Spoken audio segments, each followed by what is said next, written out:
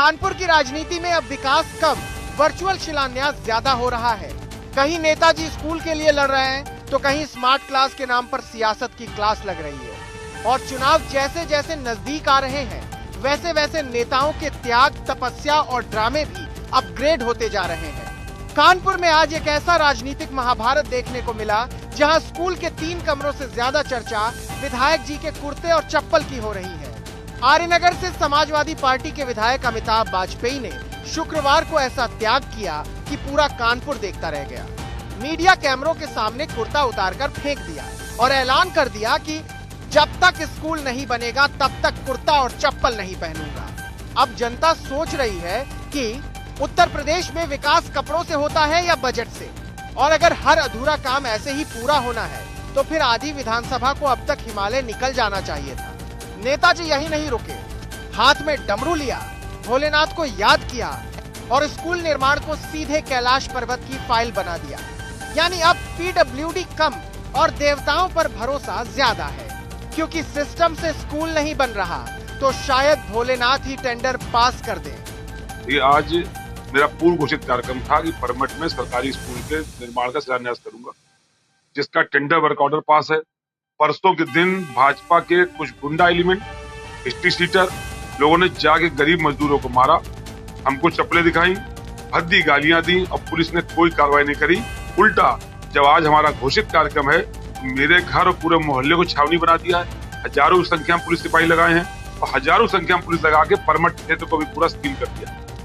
अगर पुलिस यही कार्रवाई उस गुंडा एलिमेंट पे कर देती जिसने स्कूल के काम को रोकने का काम किया है तो शायद आज ये नौबत नहीं है। शिलान्यास तो होगा, पूर्व घोषित कार्यक्रम है। हवन पूजन में रोड़े अटकाने का काम दैत्य और असुर करते थे, इंसान तो हवन पूजन में रोड़े नहीं अटकाते। मैं शुभ मुहूर्त में जो मेरे पंडित जी ने निकाला था उसी में शिलान्यास करूंगा। अगर पुलिस मुझे जाने नहीं देगी तो मैं घर से ही वर्चुअल शिलान्यास जरूर करूंगा। कानपुर में एक प्राथमिक विद्यालय अब सिर्फ स्कूल नहीं रहा, बल्कि सत्ता और संघर्ष का प्रतीक बन चुका है। एक तरफ प्रशासन की बैरिकेडिंग, दूसरी तरफ बच्चों के भविष्य के लिए विधायक का संकल्प। और इसी लड़ाई में समाजवादी पार्टी के विधायक अमिताभ वाजपेयी ने ऐसा संदेश दिया जिसने पूरे शहर में चर्चा छेड़ दी। आर्यनगर से सपा विधायक अमिताभ वाजपेयी शुक्रवार को जब स्कूल निर्माण के लिए निकले तो पुलिस ने उन्हें घर से बाहर ही रोक दिया। चारों तरफ बैरिकेडिंग, भारी पुलिस फोर्स, मानो कोई अपराधी पकड़ा जा रहा हो। लेकिन सवाल ये है कि क्या बच्चों के स्कूल की बात करना अब कानून व्यवस्था के लिए खतरा बन गया है?